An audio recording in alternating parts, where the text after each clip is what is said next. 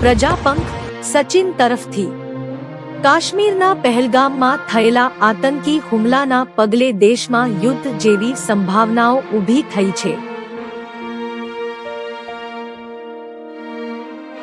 આવા સંજોગોમાં સમગ્ર દેશમાં નાગરિક સંરક્ષણ માટે આજે 7 મેના રોજ મોકડ્રીલનું આયોજન કરવામાં આવ્યું છે।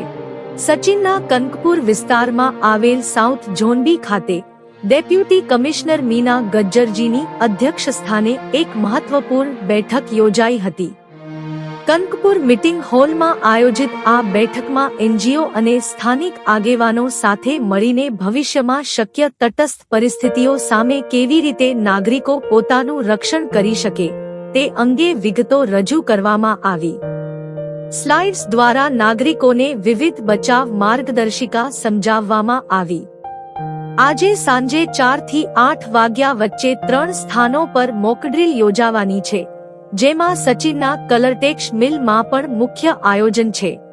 સાવચેતીના ભાગરૂપે સાંજે 4 વાગે શહેરના 51 સ્થળોએ સાયરન વાગશે અને આજ રાત્રે 7:30 થી 8 દરમિયાન સંપૂર્ણ બ્લેકઆઉટ રહેશે। આ સમયે નાગરિકોને અપીલ કરવામાં આવી છે કે ઘર, દુકાન, ફેક્ટરી સહિત તમામ લાઇટો બંધ રાખશો। રોડ પર ટ્રાફિક સિગ્નલ પણ બંધ રહેશે। આ અભ્યાસ મોક ડ્રીલનો મુખ્ય હેતુ છે નાગરિકોને શક્ય હવાઈ હુમલાઓ અથવા આગ જેવી કટોકટીમાં સંભાળવા માટે તૈયાર કરવો। તાકીદે માઉથ ટુ માઉથ સંદેશ આપવાની પણ અપીલ કરવામાં આવી છે।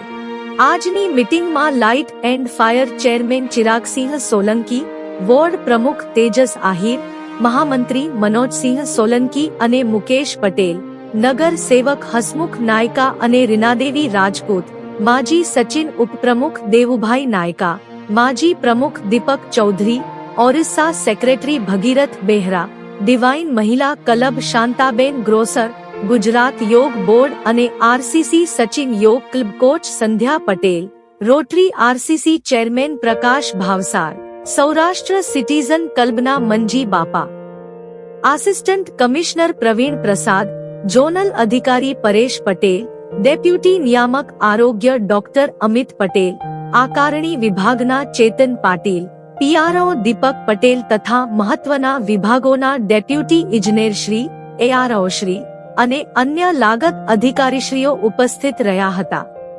ચાલો આપણે સૌ આ મોક ડ્રીલને ગંભીરતાપૂર્વક લઈએ અને દેશ માટેના આપણી જવાબદારીને સમજીએ।